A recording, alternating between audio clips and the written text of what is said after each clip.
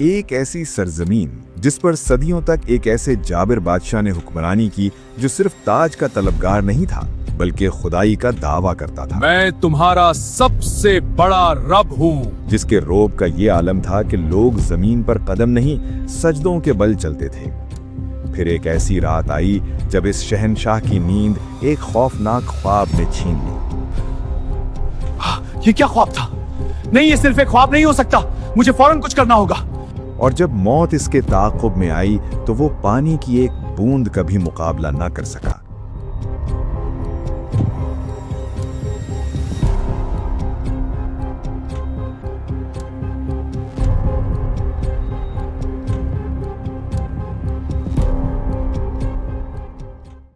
اللہ نے اس کے ناپاک جسم کو زمین میں دفن ہونے سے بھی روک دیا اور قیامت تک کے لیے اسے عبرت کا نشان بنا دیا۔ مصر اس دور کا عظیم اور طاقتور ترین ملک، نیل کے کنارے آباد وہ شہر جہاں کی زمین سونا اگلتی تھی، بازار مال و دولت سے بھرے ہوئے تھے اور محل پتھروں کے نہیں بلکہ غرور اور تکبر کے بنے ہوئے تھے۔ ان سب کے درمیان ایک شخص تھا، فرعون۔ اس کا حکم محض قانون نہیں بلکہ عقیدہ سمجھا جاتا تھا۔ لوگ صرف اس کی اطاعت نہیں کرتے تھے بلکہ اس کی الوہیت پر ایمان رکھتے تھے۔ وہ پکارتا تھا، میں تمہارا رب ہوں، اور پورا مصر خاموشی سے یہ کفر سنتا تھا۔ اسی مصر میں ایک مظلوم قوم ایسی بھی تھی جو روشنی کو ترستی تھی۔ بنی اسرائیل۔ ان کے گھر الگ تھے، ان کا لباس جدا اور ان کی زندگی کٹھن۔ ان پر ظلم کے پہاڑ توڑے گئے، انہیں غلام بنا لیا گیا۔ ان کے مرد صبح سے شام تک بھاری پتھر ڈھوتے، عالی شان محل تعمیر کرتے اور رات کو تھکن سے نڈھال ہو کر گر جاتے۔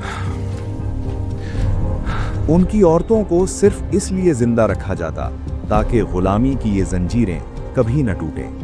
فرعون نے جان بوجھ کر اس قوم کو کمزور رکھا، کیونکہ جو قوم کمزور ہو وہ کبھی تخت و تاج کو نہیں ہلا سکتی۔ تفسیر ابن کثیر کے مطابق ایک رات فرعون نے خواب دیکھا کہ بیت المقدس کی جانب سے ایک آگ نکلی جس نے مصر کے گھروں کو جلا کر راکھ کر دیا، لیکن بنی اسرائیل کے گھر محفوظ رہے۔ فرعون ہراساں ہو کر اٹھ بیٹھا۔ یہ پہلی بار تھا جب اس نے خود کو بے بس محسوس کیا۔ یہ کیا خواب تھا؟ نہیں، یہ صرف ایک خواب نہیں ہو سکتا، مجھے فوراً کچھ کرنا ہوگا۔ اسی وقت نجومیوں اور جادوگروں کو دربار میں طلب کیا گیا۔ مشاورت درکار ہے۔ خواب کی تعبیر یہ نکلی، بنی اسرائیل میں ایک لڑکا پیدا ہوگا جو تیری سلطنت کے زوال کا سبب بنے گا۔ یہیں سے فرعون کا ڈر جنون میں بدل گیا۔ جب دل میں خوف بیٹھ جائے تو عقل رخصت ہو جاتی ہے، اور جب عقل چلی جائے تو ظلم جنم لیتا ہے۔ فرعون نے سوچا کہ مسئلے کو پیدا ہونے سے پہلے ہی ختم کر دیا جائے۔ پھر وہ حکم جاری ہوا جو قانون نہیں بلکہ قتل نامہ تھا۔ بنی اسرائیل کے ہر نئے پیدا ہونے والے لڑکے کو قتل کر دو۔ بستی بستی تلواریں چلیں اور ماؤں کی گودیں اجڑ گئیں۔ اسی ظلم و ستم کے سائے میں حضرت موسیٰ علیہ السلام کی ولادت ہوئی۔ ان کی والدہ ہر لمحہ دہشت میں رہتی، تب اللہ نے وحی کی، اسے دودھ پلاؤ اور جب خطرہ محسوس ہو تو اسے دریا میں ڈال دینا اور خوف نہ کھانا۔ اس ماں نے خاموشی سے ایک صندوق تیار کیا اور اپنے جگر گوشے کو لہروں کے حوالے کر دیا۔ دریا بہہ رہا تھا اور اس پر ایک ننھا سا صندوق موجوں کے سہارے چل پڑا۔ موسیٰ علیہ السلام کی بہن دور سے نظر رکھے ہوئے تھی۔ آخر کار وہ صندوق فرعون کے محل کے کنارے جا لگا۔ فرعون کی زوجہ حضرت آسیہ نے جب اسے دیکھا تو ممتا تڑپ اٹھی۔ انہوں نے فرعون سے کہا، اسے قتل نہ کرو، شاید یہ ہمارے کام آئے یا ہم اسے بیٹا بنا لیں۔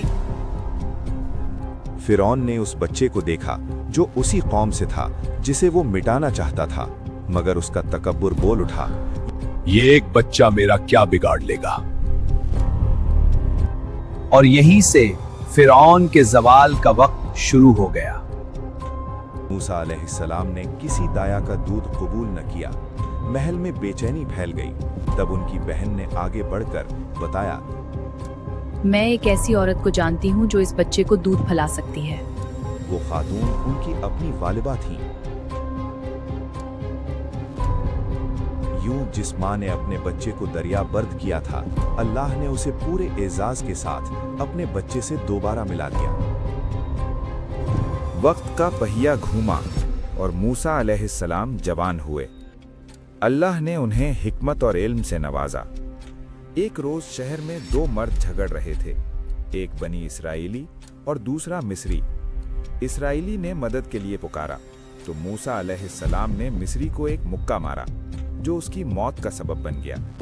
मूसा अलैहिस्सलाम अल्लाह से ताइब हुए और अल्लाह ने उन्हें मुआफ कर दिया, मगर फिरौन के दरबार में उनके कत्ल का मशवरा होने लगा। मूसा को अभी कत्ल कर दो। एक शख्स ने आकर खबर दी, सरदार तुम्हारे कत्ल का मशवरा कर रहे हैं। यहाँ से निकल जाएं। मूसा अलैहिस्सलाम बगैर किसी सामान के सिर्फ अल्लाह के भरोसे पर मदियन की तरफ निकल पड़े।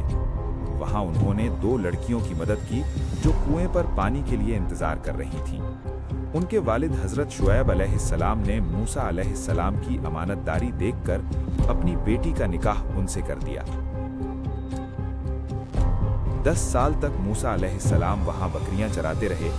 मिस्र का शहजादा अब एक चरवाहा था और यही वो तन्हाई थी जहां अल्लाह अपने नबी की तरबियत फरमाता है। जब मुद्दत पूरी हुई, वो मिस्र की तरफ रवाना हुए। एक सर्द रात को पहाड़ पर आग देखकर जब वो करीब गए तो आवाज आई, ए मूसा, मैं ही तेरा रब हूं, अपने जूते उतार दे। तो मुकद्दस वादी में है, मैंने तुझे चुन अल्लाह लिया ने है। उन्हें हुक्म दिया कि फिरौन के पास जाओ, क्योंकि वो सरकश हो चुका है। उन्हें मौजिज़ात अता किए गए। मूसा अलैहिस्सलाम ने अपने भाई हजरत हारून की रिफाकत में फिरौन के दरबार में हक की दावत दी।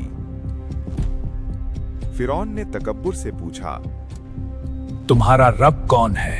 मूसा अलैहिस्सलाम ने फरमाया, मेरा रब वो है जो जिंदगी और मौत देता है। फिरौन ने जादूगरों को बुलाया, जिन्होंने रस्सियां फेंककर सांपों का गुमान पैदा किया।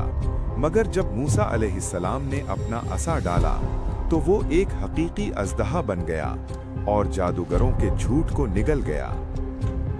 जादूगर सजदे में गिर पड़े और पुकार उठे, ये जादू नहीं, अल्लाह की कुदरत है। मगर फिरौन का गुरूर मजीद बढ़ गया। ये सब झूठ है, तुम सबका रब मैं ही हूँ। अल्लाह ने मिस्र पर 5 बेदरपे अजाब भेजे, तूफान, टिड्डियां,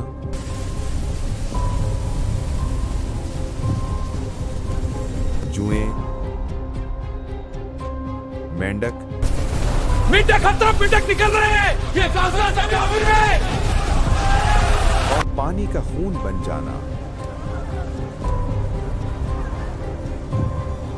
हर बार वो वादा करता कि ईमान ले आएगा, मगर अजाब टलते ही फिर सरकश हो जाता। आखिरकार अल्लाह के हुक्म से मूसा अलैहिस्सलाम अपनी कौम को लेकर रात के वक्त निकले। सुबह जब फिरौन को पता चला तो वो अपने लश्कर के साथ ताक़ुब में निकला। बनी इसराइल समंदर के किनारे पहुंचे तो सामने गहरा पानी था और पीछे मौत का लश्कर। लोग घबरा उठे। हम फंस गए, समंदर हमारे आगे है और मौत का लश्कर हमारे पीछे। मगर मूसा अलैहिस्सलाम ने फरमाया, हरगिज़ नहीं, मेरा रब मेरे साथ है। अल्लाह के हुक्म से मूसा अलैहिस्सलाम ने लाठी समंदर पर मारी। पानी 2 हिस्सों में तकसीम हो गया और बीच में खुश्क रास्ता बन गया। बनी इसराइल बहिफाजत पार उतर गए। फिरौन ने जब ये देखा तो वो भी अपने लश्कर के साथ उसी रास्ते पर चल पड़ा। जैसे ही बनी इसराइल का आखिरी शख्स बाहर निकला, अल्लाह ने पानी को मिल जाने का हुक्म दिया। लहरों ने फिरौन और उसके तकब्बुर को गर्क कर दिया।